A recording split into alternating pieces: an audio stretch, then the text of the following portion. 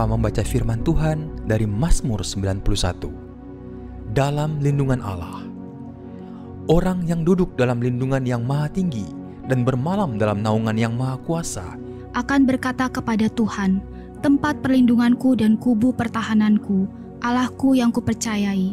Sungguh, dialah yang akan melepaskan engkau dari jerat penangkap burung, dari penyakit sampar yang busuk. Dengan ketpaknya ia akan menudungi engkau, di bawah sayapnya engkau akan berlindung. Kesetiaannya ialah perisai dan pagar tembok. Engkau tak usah takut terhadap kedahsyatan malam, terhadap panah yang terbang di waktu siang, terhadap penyakit sampar yang berjalan di dalam gelap, terhadap penyakit menular yang mengamuk di waktu petang. Walau 1,000 orang rebah di sisimu dan 10.000 di sebelah kananmu, tetapi itu tidak akan menimpamu. Engkau hanya menontonnya dengan matamu sendiri dan melihat pembalasan terhadap orang-orang fasik. Sebab Tuhan ialah tempat perlindunganmu, yang maha tinggi telah kau buat tempat perteduhanmu. Malapetaka tidak akan menimpa kamu, dan tulah tidak akan mendekat kepada kemahmu. Sebab malaikat-malaikatnya akan diperintahkannya kepadamu untuk menjaga engkau di segala jalanmu. Mereka akan menatang engkau di atas tangannya, supaya kakimu jangan terantuk kepada batu. Singa dan ular tedung akan kau langkahi, engkau akan menginjak anak singa dan ular naga. Sungguh hatinya melekat kepadaku, maka aku akan meluputkannya. Aku akan membentenginya, sebab ia mengenal namaku. Bila ia berseru kepadaku, aku akan menjawab. Aku akan menyertai dia dalam kesesakan. Aku akan meluputkannya dan memuliakannya. Dengan panjang umur akan kukenyangkan dia, dan akan kuperlihatkan kepadanya keselamatan daripadaku.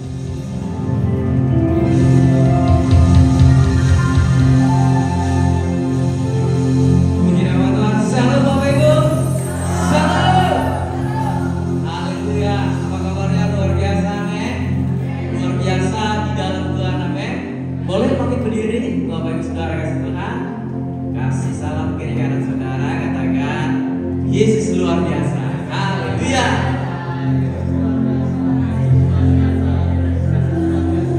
Silakan duduk Bapak Ibu Saudara. Yesus luar biasa. Yesus luar biasa. Mari kita buka hati kita untuk datang kepada Tuhan. Haleluya. Sebab Kau yang layak Tuhan. Sebab Kau yang layak dipuja. Sebab Kau yang layak ditinggikan. Sebab tiada seperti-Mu, tiada seperti-Mu, tiada seperti-Mu Yesus. Mari buka hatimu datang kepada Dia sembah Dia. Tiada seperti-Mu, tiada seperti-Mu Yesus. Yesus, Yesus, Kau juru selamat.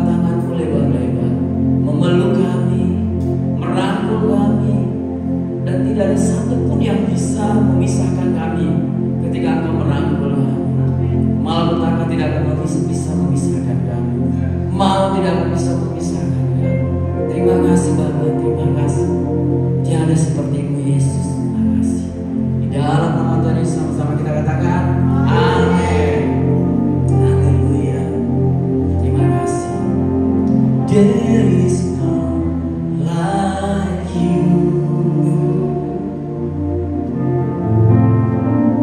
No one else can love my heart like you do. I can search for all eternity long and find there is none like you. Sekali katakan there is none like you. There is none like you. No one else can love my heart like you do. I can search for all eternity long and find there is none like you.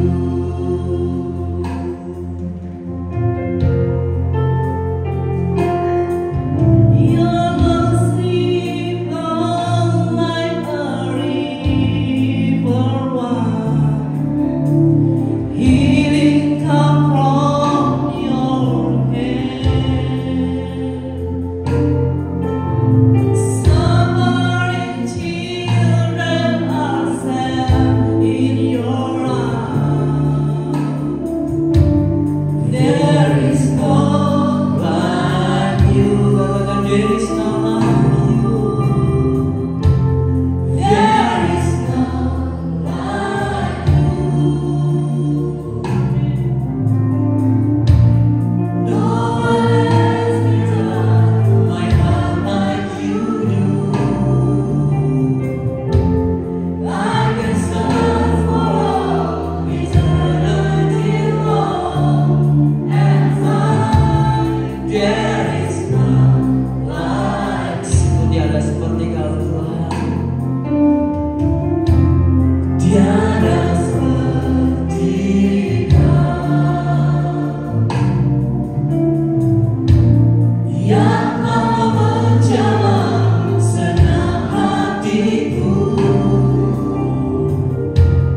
Tak seorang pun di dalam hidup ini seperti Kau Tuhan. Sekali katakan tiada seperti-Mu Tuhan.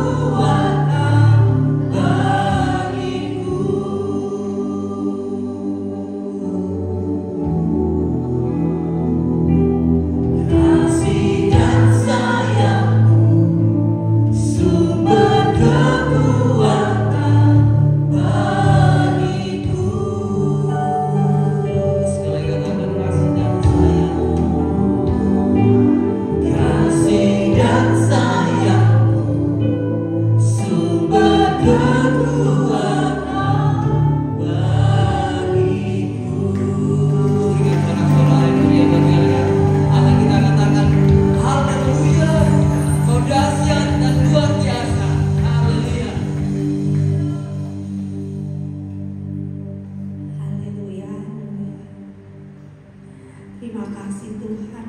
Semua karena anugerah-Mu Tuhan. Terima kasih Tuhan. Kalau kami jadi umat-umat pilihan-Mu Tuhan, bukan karena besarnya apa yang kami lakukan, bukannya kepintaran kami Tuhan, tapi semua karena anugerah-Mu Tuhan. Terima kasih. Kalau kami pada pagi hari ini ada di tempat ini untuk beribadah, itu juga karena anugerah-Mu Tuhan. Terima kasih Tuhan untuk setiap jemaat-Mu yang datang di tempat ini. Terima kasih Tuhan, terima kasih. Engkau berkati setiap yang datang Tuhan. Engkau berkati mereka Tuhan. Berkati setiap pergumulan mereka Tuhan. Engkau jawab setiap sakit mereka, Engkau sembuhkan Tuhan. Sehingga setiap yang datang di tempat ini Engkau lawan Tuhan, sehingga mereka pulang dengan penuh kemenangan Tuhan. Terima kasih Tuhan Yesus. Terima kasih untuk setiap umat-Mu. Terima kasih untuk gereja-Mu. Terima kasih untuk hadirat-Mu di tempat ini Tuhan. Terima kasih Tuhan. Kau sungguh luar biasa Tuhan. Terima kasih Tuhan, terima kasih. Kalau Engkau tempatkan kami di wadah MLC ini Tuhan, bukan karena kebetulan, tapi karena Engkau telah merencanakan, Engkau telah memilih kami. Engkau akan pakai kami, setiap kami untuk kerajaan-Mu Tuhan. Berkati kami Tuhan Yesus, berkati kami Tuhan.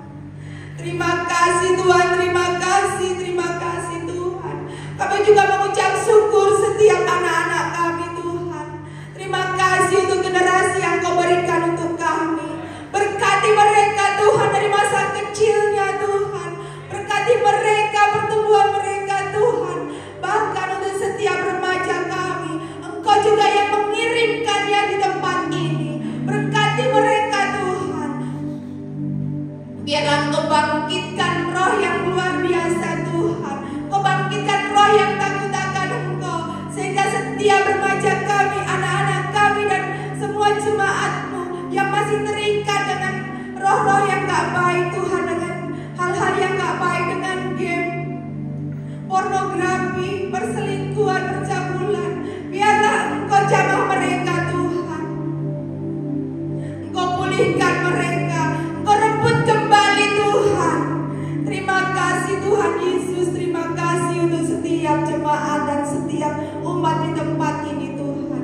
Kami yakin dan percaya hari-hari ke depan Engkau akan penuhkan kursi-kursi, bangku-bangku yang kosong. Kami yakin wadah ini adalah kepunyaan-Mu Tuhan.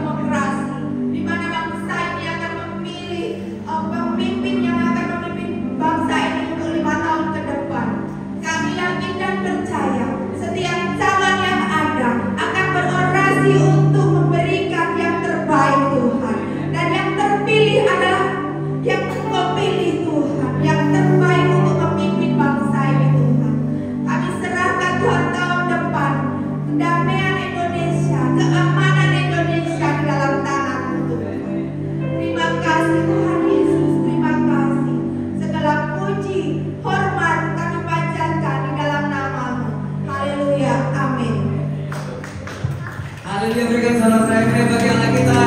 Amin. Siapa suka kita, amin. Yesus kita datang, amin. Dia datang dan ajaib dalam hidup kita, amin. Jangan lupa, amin. Berikan dalam tangan kita.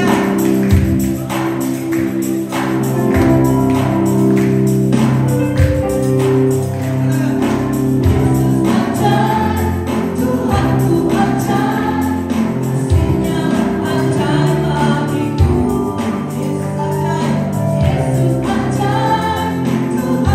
ajaib,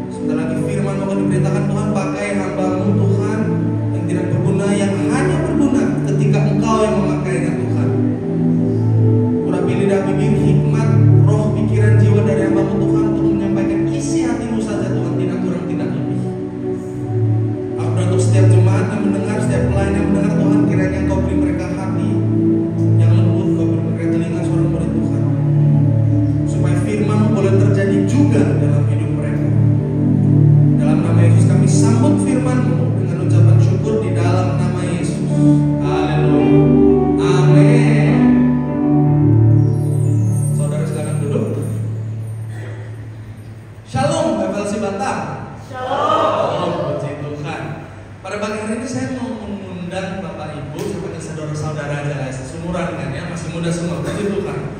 Saya mau mengundang saudara semua untuk merenungkan suatu pertanyaan. Pernah nggak saudara atau saudari merasa bosan? Pernah nggak saudara merasa seperti kehilangan semangat? Bagi yang sudah menikah, pernah nggak merasa kok udah nggak ada rasanya ya di hubungan kita? Kalau atau yang single, apakah pernah punya yang namanya kerjaan atau hobi tapi tiba-tiba hilang semangatnya, gairahnya hilang? Pernah nggak? Seperti itu. Gimana rasanya kalau saudara berada di posisi seperti itu? Enak nggak? Nggak enak ya. Terima kasih, puji Tuhan. Masalahnya banyak orang itu seperti terjebak. Dia tidak bisa keluar dari situasi yang dia sudah bosan itu, mungkin pekerjaan. Aduh, tempat kantor saya toksik, Pak Pendeta. Tapi saya nggak bisa keluar. Kalau keluar saya mau makan apa? Ya kan? Biasanya orang-orang yang terjebak seperti itu hanya ada dua, antara mereka mati rasa atau mereka nggak bisa tenang, nggak ada damai sejahtera. Mereka menjalaninya dia dilakukan terus rutinitas, tapi nggak bisa tenang. Mari kita buka Alkitab kita di kitab Wahyu pasalnya yang kedua dari ayat yang pertama. Saya mau ajak setiap saudara untuk buka Alkitab masing-masing atau bisa lihat di screen, dan istilahnya bahasa Jakarta itu pantengin Alkitab saudara, karena saya mau gali apa yang firman Tuhan bilang. Saya akan baca dari terjemahan TB2 yang baru. Kepada jemaat di Efesus, tuliskanlah kepada malaikat jemaat di Efesus, inilah firman dari Dia yang memegang ketujuh bintang itu di tangan kanannya dan berjalan di antara ketujuh kaki pelita emas itu. Aku tahu segala pekerjaanmu, baik jerih payahmu maupun ketekunanmu. Aku tahu bahwa engkau tidak dapat sabar terhadap orang jahat, bahwa engkau telah memuji mereka yang menyebut dirinya rasul, tetapi yang sebenarnya tidak demikian, bahwa engkau telah mendapati mereka berdusta. Kau tetap sabar dan menderita karena namaku, dan engkau tidak mengenal lelah. Meskipun demikian, aku mencela engkau karena engkau telah meninggalkan kasihmu yang semula. Sebab itu ingatlah betapa dalamnya engkau telah jatuh, bertobatlah dan lakukanlah lagi apa yang semula engkau lakukan. Jika tidak demikian, aku akan datang kepadamu dan aku akan mengambil kaki pelitamu dari tempatnya, jikalau engkau tidak bertobat. Tetapi ini yang ada padamu, yaitu engkau membenci segala perbuatan pengikut-pengikut Nikolaus yang juga aku benci. Siapa bertelinga, hendaklah yang mendengarkan apa yang dikatakan Roh kepada jemaat-jemaat. Siapa yang menang, dia akan diberi makan dari pohon kehidupan yang ada di taman Firdaus Allah. Di 7 ayat ini kita melihat suatu gereja Tuhan yang hebat, namun sayangnya dia kehilangan cintanya kepada mempelai prianya. Dari mana saya bisa bilang bahwa gereja di Efesus itu gereja yang hebat? Kalau kita lihat Wahyu 2 dan Wahyu 3 ada surat kepada 7 jemaat. Betul ya, kalau pernah baca kita Wahyu, surat itu ditulis ke 7 jemaat. Di antara ke-7 jemaat, Efesus itu yang paling dipuji, paling banyak dipuji. Tercatat dia ada 10 hal yang dipuji dari gereja di Efesus dibandingkan gereja yang lain. Dari awal ayat kedua saja dikatakan, aku tahu segala pekerjaanmu. Karena konteksnya ini gereja di Efesus sedang dipuji, artinya tentu yang dimaksud adalah perbuatan baik. Artinya gereja di Efesus itu punya pekerjaan baik. Mereka orang baik, saudara. Tidak hanya memiliki pekerjaan baik, mereka ada jerih payah. Mereka itu berjerih payah dalam pelayanan. Kita harus tahu Wahyu ini kan ditulis di zaman gereja itu baru lahir, ya kan? Di abad pertama, jadi pelayanan itu harus gencar-gencar ya, kalau enggak Injil nggak bisa nyebar. Jadi mereka itu jerih payah dalam pelayanan dan mereka bertekun. Tekun itu artinya apa? Konsisten, nggak som-som kuku, nggak yang mut-mutan, nggak. Gereja di Efesus itu konsisten terus pelayanan, terus berbuat baik. Kalau di istilah zaman now mungkin mereka itu Kristen banget, karena saya tinggal dan pelayanan di Jakarta Selatan. Kita bilang mereka Kristen banget loh, gitu kurang lebih. Mereka bukan orang-orang baru di pelayanan, saudara.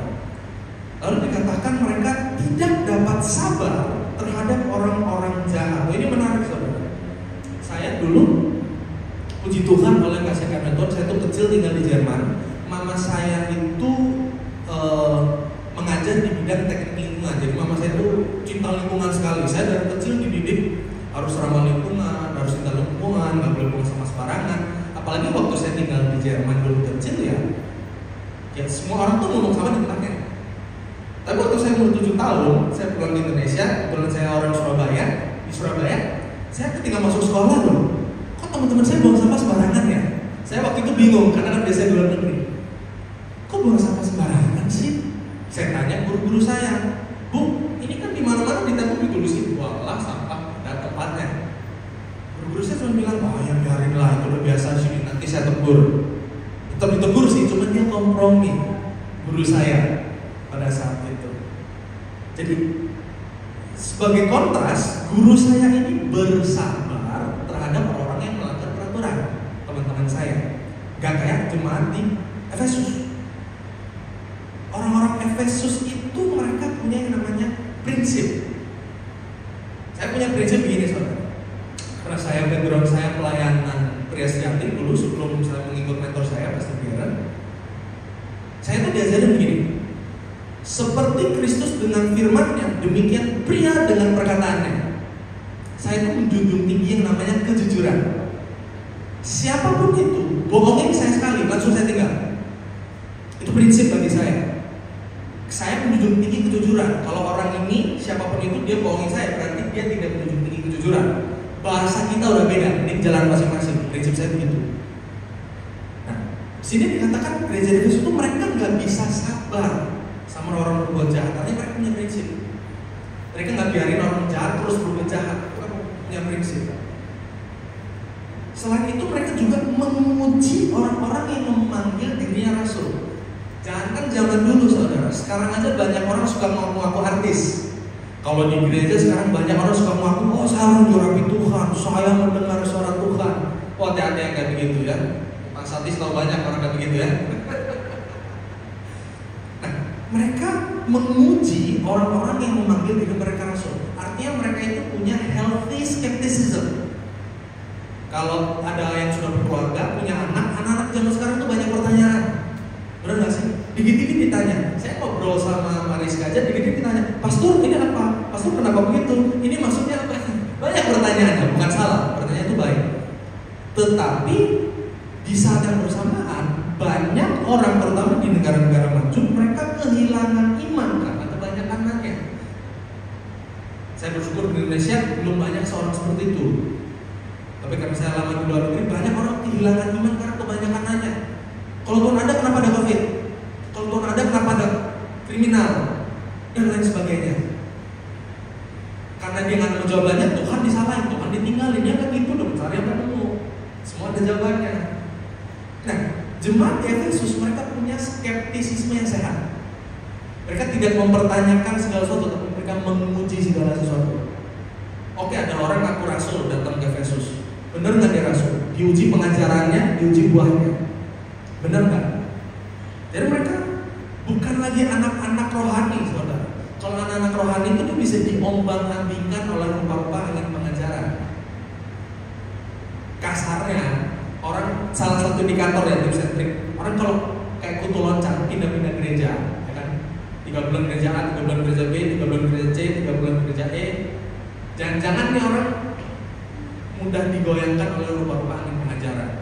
Kalau khotbah di gereja A lagi bagus, pindah ke A. Khotbah di gereja B lagi bagus, pindah gereja B, dan seterusnya. Mereka nggak punya namanya kesetiaan, loyalitas. Lanjut lagi di sini dikatakan mereka bukan cuma menguji orang-orang itu, tapi mereka mendapati orang itu berdusta. Saudara kalau yang pernah kuliah atau sedang kuliah S1 itu diakhiri dengan apa? Skripsi, betul ya? Ada yang pernah skripsi di sini? Tugas akhir? Yang namanya skripsi itu ada bab 1, 2, 3, 4, 5. Kalau orang cuma punya pengetahuan, orang cuma punya teori, dia hanya bisa isi bab 1, bab 2, pembuka atau pengantar dan landasan teori. Tapi orang yang memahami teori itu, orang yang mengerti apa yang dia pelajari, dia bisa tulis penelitian di bab 3, dia bisa tuntaskan penelitian itu di bab 4, dan dia bisa menarik kesimpulan di bab 5. Itu bedanya orang yang cuma dengar sama orang yang ngerti. Nah, jemaat di Efesus mereka bisa mendapati, oh ini ternyata menipu. Artinya mereka bukan cuma tahu apa yang benar, tapi mereka tahu cara mengaplikasikannya. Mereka tahu, oh ternyata ini palsu ini, salah ini, ayatnya bilang ini, dia ngajarin beda misalnya. Mereka mendapati orang ini pendusta. Jadi mereka itu orang jemaat di Efesus ini ya, mereka itu orang punya prinsip, mereka orang yang dewasa dalam iman, dan mereka punya pemahaman firman yang holistik. Gak cuma tahu, tapi tahu pemakaiannya gimana, aplikasinya gimana. Ayat selanjutnya bilang begini, mereka tetap sabar dan menderita karena namaku, nama Tuhan, dan mereka tidak mengenal lelah. Pada saat itu gereja itu dipersekusi itu bahasa kerennya disiksa, ditekan. Bahkan Rasul Yohanes yang menulis kitab Wahyu itu, yang menulis dari Pulau Patmos, sebelum di Pulau Patmos dia itu habis digoreng hidup-hidup, saudara. Habis digoreng hidup-hidup, namun di tengah penggorengan itu pun Tuhan jaga dia. Tuhan tidak biarkan Yohanes mati, bahkan nggak terbakar, nggak kesakitan ketika digoreng. Itu dahsyatnya Tuhan. Ya itu sedikit gambaran bahwa zaman itu orang-orang Kristen itu ditekan, disiksa, termasuk jemaat Efesus. Yang dimana sebenarnya ketika seorang Kristen melewati pencobaan zaman-zaman sekarang yang melewati ujian, ada menghadapi masalah, ada pergumulan, itu sebenarnya indikator sehat loh saudara. Indikator bahwa perjalanan iman kita bersama Tuhan itu jalan terus, nggak lari di tempat. Kalau orang Kristen ya, kalau ya apa-apa gampang, apa-apa mudah, apa-apa langsung jadi, itu harus dipertanyakan. Karena namanya orang Kristen, iblis nggak suka. Nggak mungkin orang Kristen bertumbuh dibiarin bertumbuh, pasti diganggu, pasti diserang. Jadi kalau saudara sedang menghadapi pergumulan, bersyukur. Saudara sedang di track yang benar oleh istilah saya. Tinggal respon saudara terhadap pergumulan itu bagaimana. Namun menariknya di ayat 4-5, gereja yang begitu dewasa dan begitu hebat ini justru dibilang telah jatuh dengan begitu dalamnya. Jatuh? Gimana jatuh? Bagus banget ini gereja, 10 kali, ada 10 hal yang dipuji dari gereja ini, lebih banyak dari gereja yang lain. Ternyata gereja ini bagus di luar, bagus kelihatannya, namun propos di dalam. Saya suka bilang begini, kekristenan itu lebih dari suatu agama, kekristenan adalah suatu hubungan. Yang namanya suatu hubungan, kalau tidak ada kasih di sana, mau itu hubungan pertemanan, hubungan keluarga, hubungan pernikahan, kalau nggak ada kasih di sana, apa gunanya tuh hubungan? Apa dampaknya? Apa bedanya sama nggak ada hubungan kalau nggak ada kasih?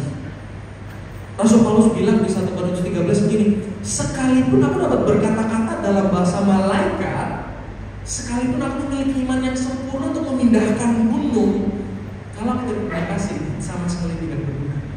1 Korintus 13. Lanjut ayat yang kelima, dikatakan begini, jika tidak demikian, aku akan datang kepadamu dan aku akan mengambil kaki pelitamu dari tempatnya jika engkau tidak bertobat.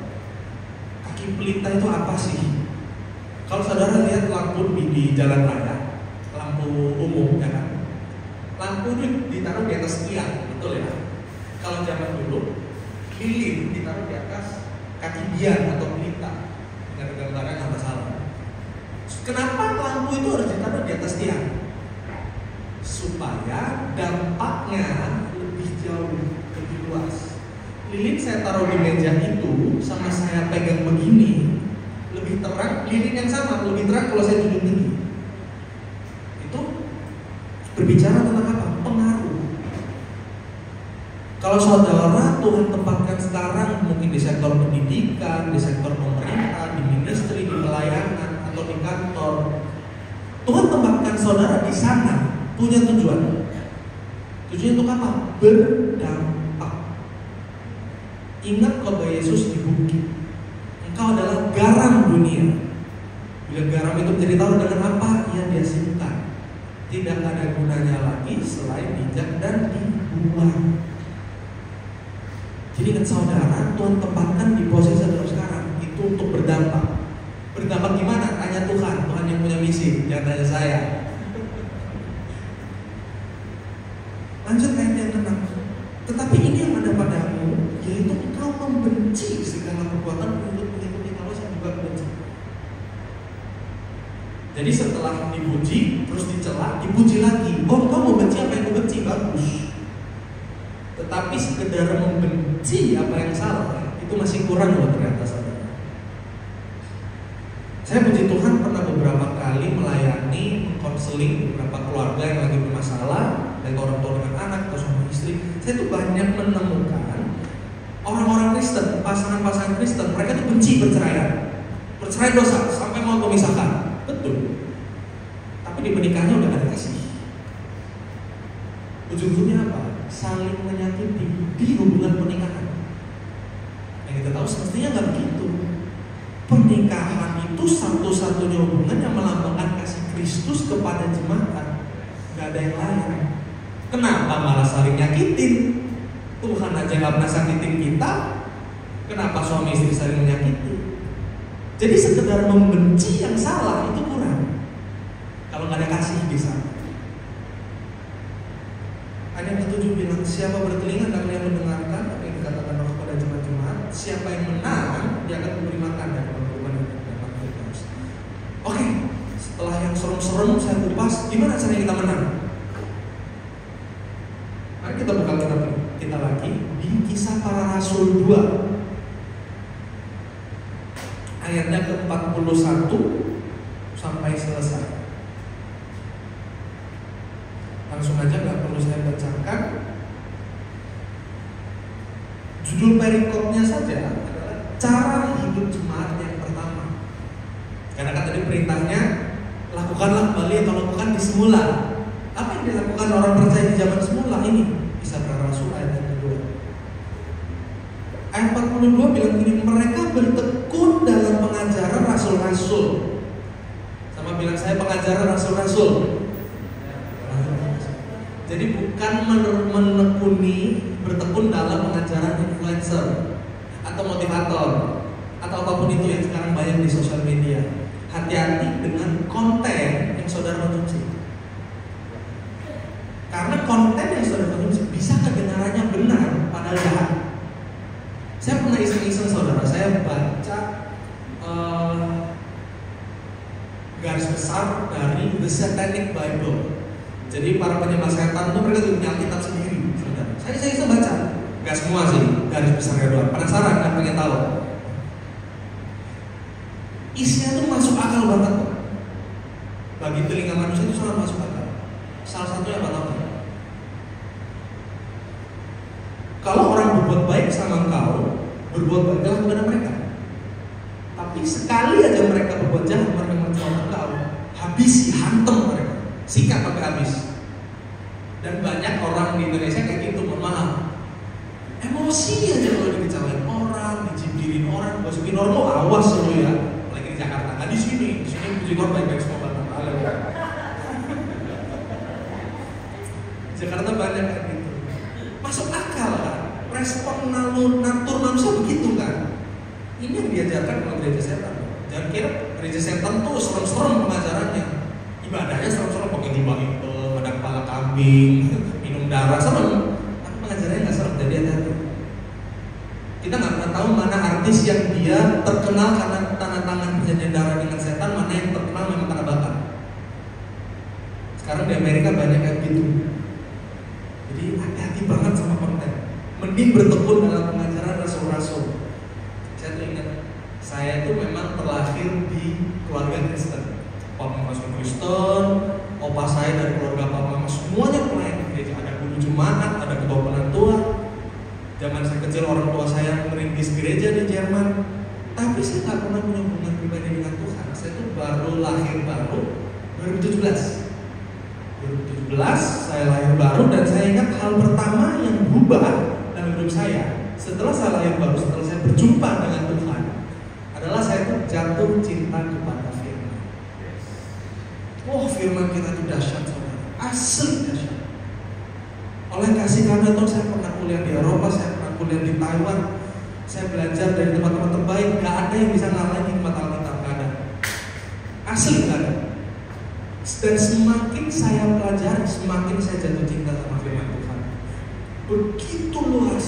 Saudara mau ngomong kesehatan, saudara mau ngomong hubungan, mau ngomong konseling, mau ngomong psikologi, parenting, apapun itu semuanya ada di Alkitab. Perangan rohani ada di Alkitab.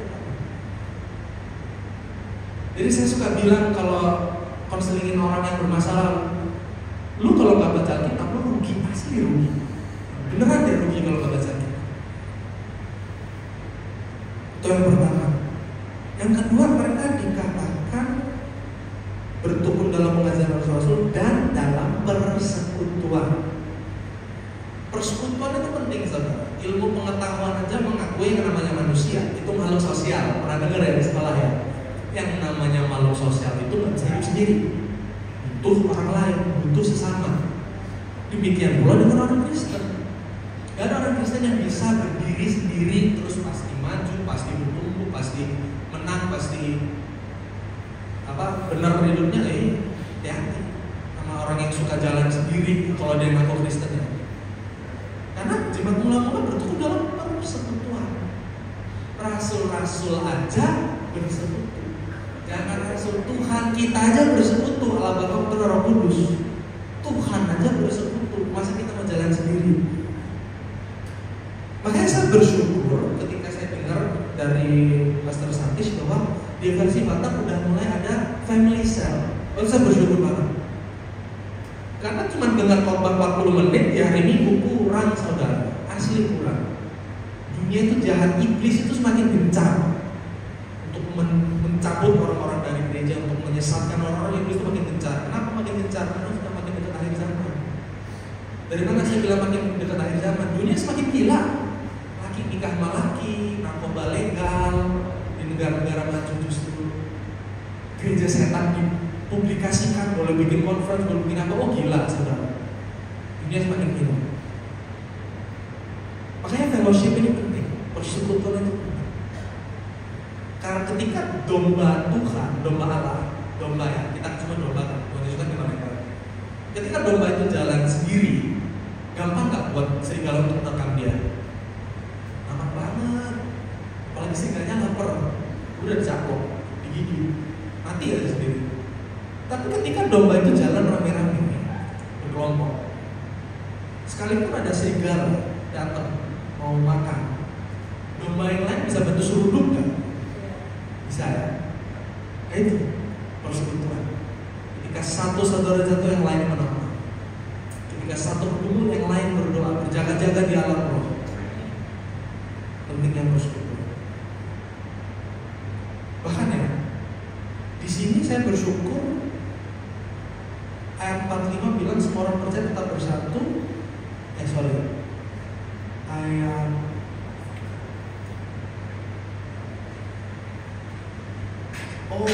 ini masih di ayat ke-42. Mereka selalu berkumpul untuk memecahkan roti dan berdoa. Jadi dijelaskan persekutuan apa sih yang dimaksud oleh Lukas, penulis Kisah Para Rasul. Persekutuan seperti apa yang harusnya dimiliki orang percaya? Ada dua hal: memecahkan roti dan berdoa. Apa artinya dua hal itu? Orang Yahudi, orang di zaman itu, ketika mereka mau berkumpul untuk memecahkan roti, itu mereka itu budaya mereka adalah ketika mereka makan bareng, mereka itu ngobrol, mereka sharing. Tidak sembarang orang mereka ajak makan bareng. Makanya Yesus dihakimi, dia makan bersama para pendosa, para pemungut cukai, sekedar makan, bukan ikutan memungut cukai, tapi makan bareng aja itu dihakimi sama orang Yahudi, sama terutama dari Taurat dan Farisi. Karena makan bareng berbicara kedekatan.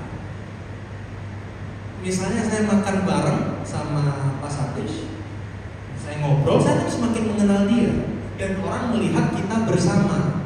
Oh ini yang pakai batik, ini temannya Pastor Satis, diafiliasikan. Seolah ada kedekatan, itu arti dari memecah-mecahkan hati.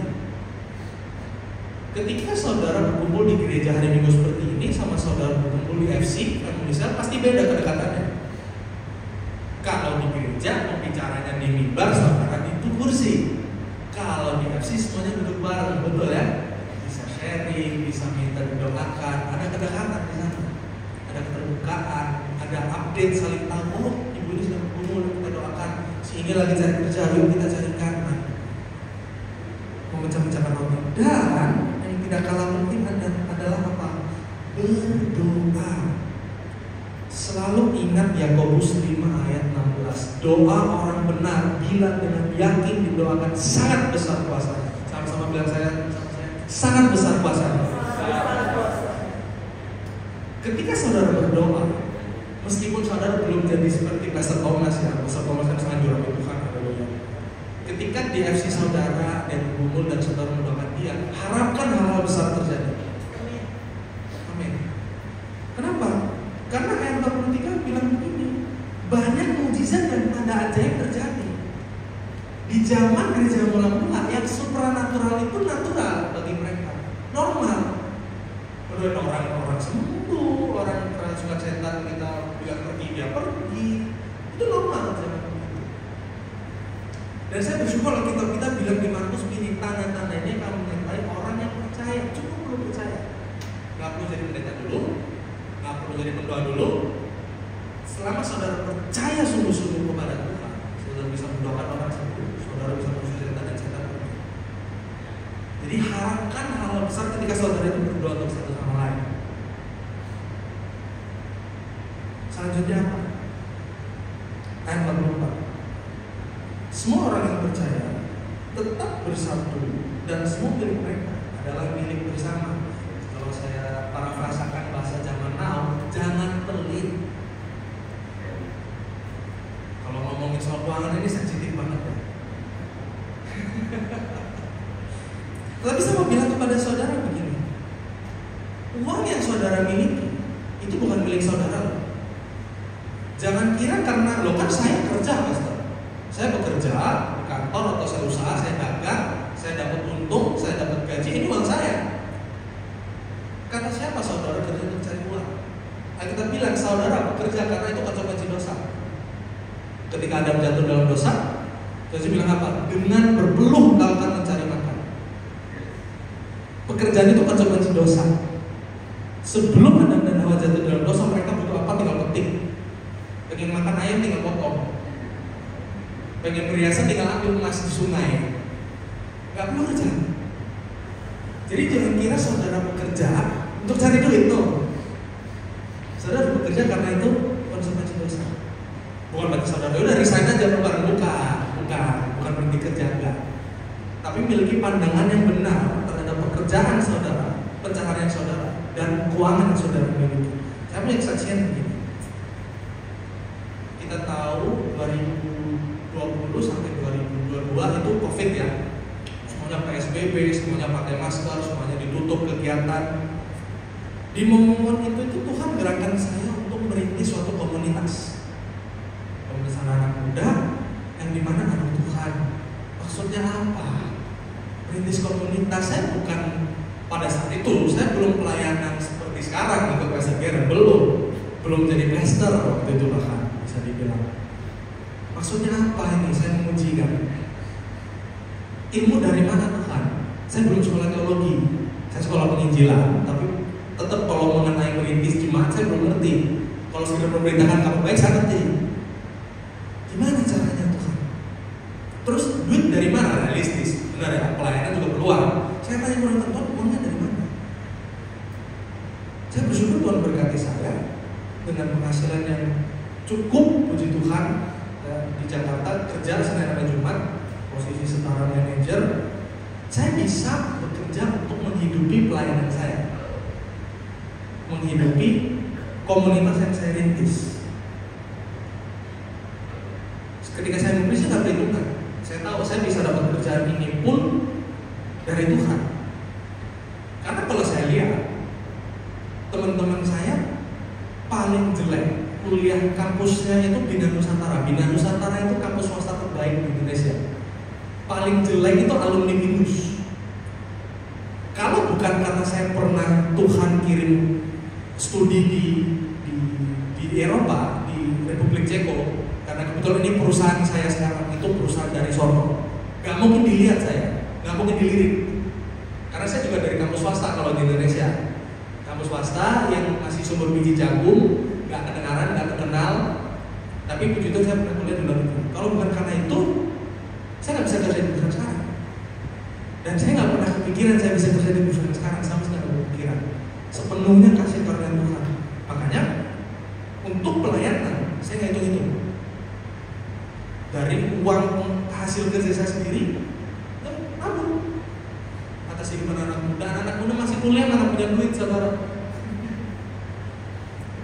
Tapi saya jalan itu dari 2020 sampai sekarang, anak-anak rohani saya itu nggak kerja, udah bisa berpulang. Pelayanan saya jalan dengan duit sendiri, dengan duit komunitas, bukan duit saya lagi. Ada progres, ada pertumbuhan. Yang tadinya saya keluar duit pribadi terus, sekarang anak-anak rohani saya sudah bisa berpuluhan menghidupi pelayanan bersama, komunitas bersama.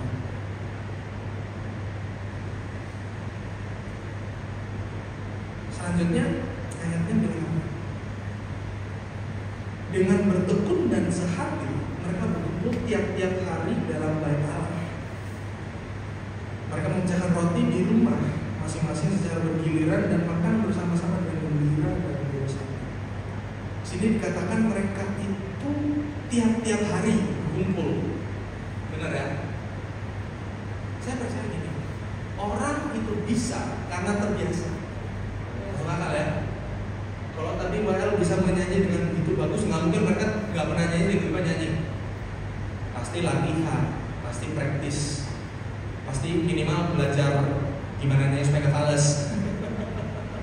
Akan belajar kode ke pemusik gimana. Gak ada orang jago atau orang bisa itu instan.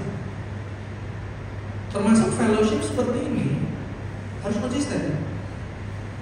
Kita nggak bisa terkadang memiliki kasih mula-mula, jangan. Itu mudi aja istilahnya. It's just a feeling, nothing more. Belum konsistensi. Dan selanjutnya bilang, bukan ayat selanjutnya mas, ayat yang sama, dia bilang begini, mereka memecahkan roti di rumah masing-masing secara bergiliran. Artinya bergiliran kan, misalnya, oh minggu ini komsel di rumah Mas Atif, minggu depan khotbah misalnya di Brojo di belakang rumahnya, bergiliran, bergantian. Artinya apa? Semua orang punya part mereka untuk mereka kerjakan. Jangan minta, oh ya si ini kan pendeta, udah kita repotin dia dulu. Jangan, saudara. Kasihan, pendeta juga manusia. Setiap orang percaya itu bagian dari tubuh Kristus, kata 1 Korintus. Yang namanya tubuh Kristus itu ada tangan, ada kaki, ada kepala, ada perut, ada telinga, banyak. Jangan satu bagian tubuh direpotin dulu, capek. Yang namanya tubuh manusia bisa capek, benar ya? Setiap dari kita punya part kita masing-masing. Dan melakukannya nggak dengan sembarangan. Dikatakan mereka makan bersama-sama dengan gembira dan tulus hati. Saya tuh awal-awal ya dari komunitas, pada malas anak muda nih. Anak muda zaman sekarang udah punya geng sendiri, punya teman sendiri. Malas datang komunitas itu malas. Tetapi komunitas saya mulai bisa berlari lebih cepat ketika anak-anak orang saya itu bisa datang dengan sukacita ke pertemuan kami. Beda orang pelayanan, contohnya pelayanan karena wah saya sukacita pengen pelayanan untuk Tuhan. Sama orang pelayanan dengan tujuan lain. Beda, apalagi kalau dia seorang musik atau penyembah, itu fantasinya beda pasti. Jadi selama itu untuk Tuhan, saudara, lakukan dengan gembira, lakukan dengan sukacita. Dan gak usah khawatir. 2 Korintus 9 ayat 7 bilang ini, sebab Allah mengasihi orang yang memberi dengan sukacita. Jangan kira memberi itu selalu uang. Ada banyak hal yang lebih berharga dari uang, katakan amin. Salah satunya waktu. Waktu Waktu yang saudara beri nggak bisa kembali, betul ya? Uang saudara kasih bisa cari lagi, waktu nggak bisa dibeli. Emosi saudara nggak bisa diukur dengan uang. Ketika saudara bergumul doakan seseorang, yang masalah dia, yang nangis saudara. Oh, itu tak ternilai dari hadapan Tuhan. Dikatakan Tuhan itu menampung dalam kiblatnya setiap tetesan mata orang percaya. Itu nggak bisa dinilai dengan uang saudara. Dan siapa yang memberi dengan sukacita, Tuhan mengasihi mereka. Kalau Tuhan mengasihi seseorang, nggak mungkin orang itu nggak diberkatin, betul ya? Jadi apapun yang saudara kerjakan, lakukan dengan sukacita. Ayat yang terakhir bilang begini, sambil memuji Allah dan bersyukur setiap orang, tiap-tiap hari Tuhan menambah jumlah mereka dengan orang-orang yang diselamatkan. Berbicara tentang progres, kemajuan. Saudara hari ini boleh jadi jemaat, mungkin belum pelayanan. Saya juga dengar dari Mas Atis yang boleh pelayanan itu orang-orang yang sudah teruji setia, betul ya? Artinya ada progres. Dari jemaat, yang jadi pelayan pun nggak langsung naik mimbar, betul ya? Ada progres dan kemajuan. Tidak hanya di pelayanan dari minggu gereja, saudara. Dalam kehidupan pribadi saudara, expect for progress. Minta sama Tuhan, aku mau maju, Tuhan aku mau lebih. Sekarang kok kasih aku percaya gaji sekian, orang sebanyak sekian, pelayanan apa? Tuhan aku minta lebih, perbesar kapasitasku. Karena hidup kita bukan untuk diri sendiri, saudara. Hidup kita untuk Tuhan dan untuk orang lain. Itu kan perintah pertama dan terutama kan, kasih Tuhan Allahmu, bersama tim pikiran kekuatanmu, dan kasih sama manusia seperti yang kasih. Saya mau cerita, saya akan tutup dengan cerita. Saya itu pernah merasakan yang namanya kehilangan kasih mula-mula. Jadi saya kan tadi sempat singgung, saya lahir baru tahun 2017, dan setahun pertama saya lahir baru itu Tuhan tuh begitu baik dalam hidup saya, progresnya begitu cepat. Dalam jangka waktu setahun, saya lahir baru 2017 sampai 2018, saya pernah kasih mula-mula kan on fire kan, pelayanan apa saja saya ikuti, saya penginjilan jalanan, ikut pelayanan mendoa, apa aja saya ikuti, haus kan. Dan tidak jarang pelayanan saya di awal itu Tuhan berkati dan Tuhan sertai dengan tanda-tanda jadi. Saya penginjilan jalanan, yang orang terima Tuhan. Saya doain orang, sembuh. Saya tadi nggak pernah doain orang, tiba-tiba ngedoain orang sembuh. Terus setan pergi. Kalau lagi pelayanan, lagi ngedoain orang bahasa roh, ya kan, pencurahan Roh Kudus, saya jalan aja orang bahasa dulu. Tapi 2014 saya kecewa sama Tuhan. Saya kecewa sama Tuhan. Saya bukan berarti meninggalkan Tuhan, meninggalkan gereja, meninggalkan pelayanan, enggak. Tetap ke gereja, tetap pelayanan, tetap baca kitab, tapi udah beda di dalam. Saya tuh waktu saya lahir baru itu kalau saya panggil dalam hati aja Bapak, itu kadang balas, kadang jawab. Sebelumnya saya nggak pernah merasakan yang seperti itu, dan koneksi ini yang hilang ketika saya kecewa. Ketika saya kecewa, saya bilang sama Tuhan, aku capek, Tuhan sakit, aku sakit, nggak usah radikal dulu deh. Saya baru tahu ternyata yang mau ikut Tuhan tuh yang song-song tuh putar-putai. Dia bilang, sama Tuhan nggak ada arah abu-abu. Kalau istilah di poker, all or nothing, all in atau nggak usah sekalian. Sama Tuhan juga gitu, all or nothing. Oh, baliknya lagi setengah mati, saudara. Untuk bisa kembali mencari kasih mula-mula itu, sampai sekarang saya masih doa minta Tuhan kembalikan aku ke kasih mula-mula. Puji Tuhan, saya sudah gak kecewa lagi, puji Tuhan. Tapi untuk bisa kembali seberapi-api dulu, jangan kira gampang. Gak ada seorang manusia yang bisa mendekat kepada Tuhan dengan jerih payah sendiri, gak bisa. Harus Tuhan yang bawa dia dekat. Kalau hari ini saudara berada di musim di mana saudara dekat dengan Tuhan, jangan tinggalkan itu. Jangan salah fokus sama masalah, sama ketidakadilan, sama perlakuan orang, sama pergumulan yang sekarang saudara hadapi. Ya itu real, itu nyata. Saya nggak akan bilang saudara halu atau apa. Tapi Tapi jangan sampai hal-hal ini mengalihkan fokus saudara. Jangan. Miliki yang esensi, kasih kepada Tuhan. Saya mau undang tadi worship leader semua.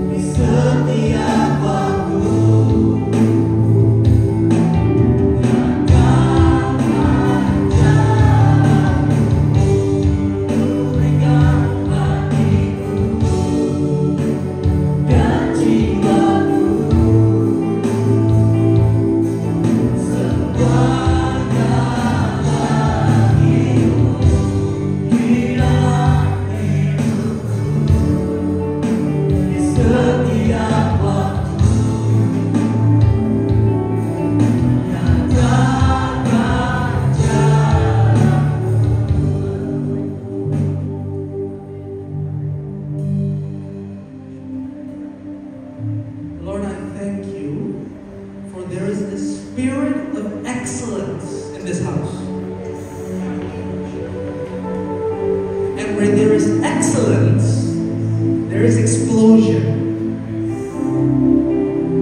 So Lord, I declare that there will be explosion in your works in this place. There will be explosion in the number of people that come to this house.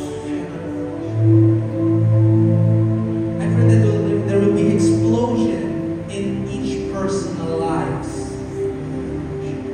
I pray that minds will be changed. I pray that bondages will be set free.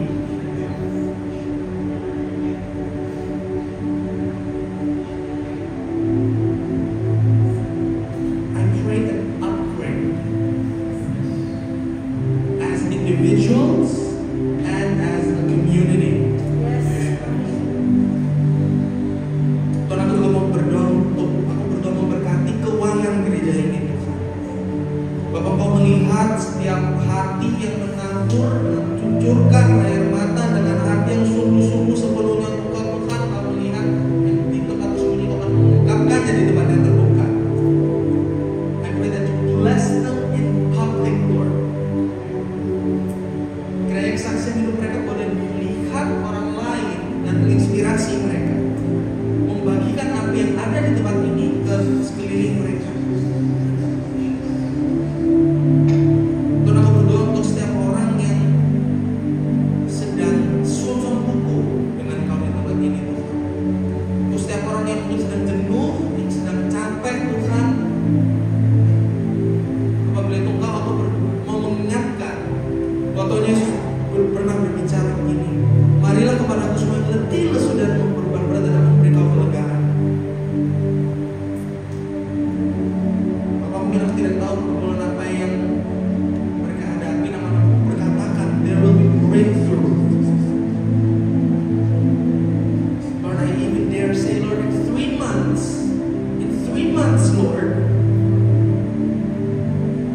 Bless this church, financially stable, independent, running on its own feet with you in the name of Jesus.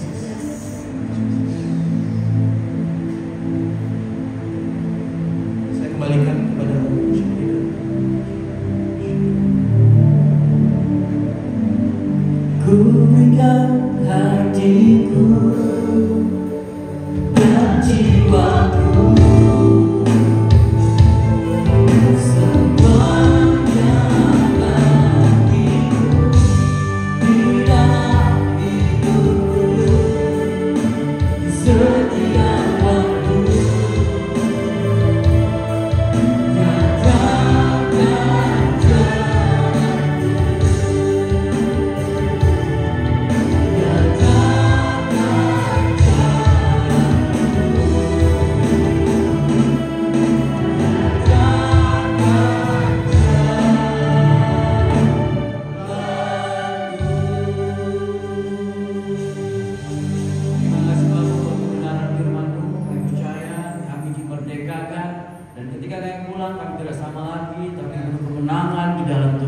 Terima kasih Bapak, di dalam nama Tuhan Yesus kami katakan amin. Saatnya kita akan mendengarkan pengumuman.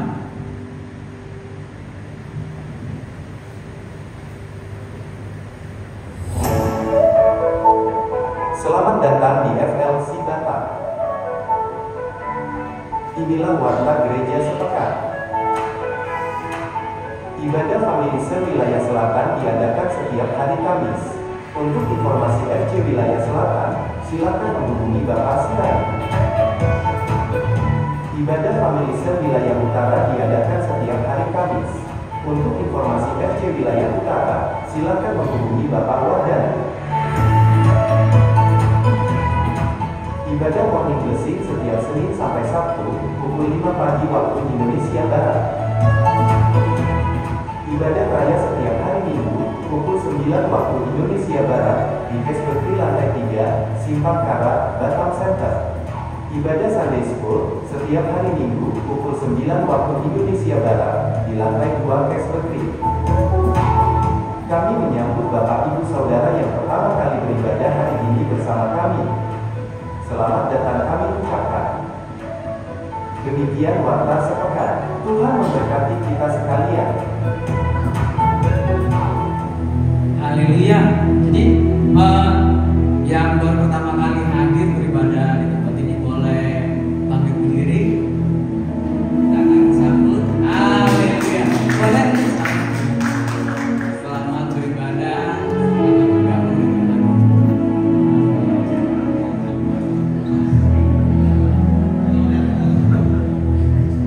Baik, mari yang sedang untuk bangkit berdiri, kita akan akhiri ibadah kita. Diberkatilah orang yang berangkat, Tuhan di dalam hidupnya, dan apa saja yang diperbuatnya,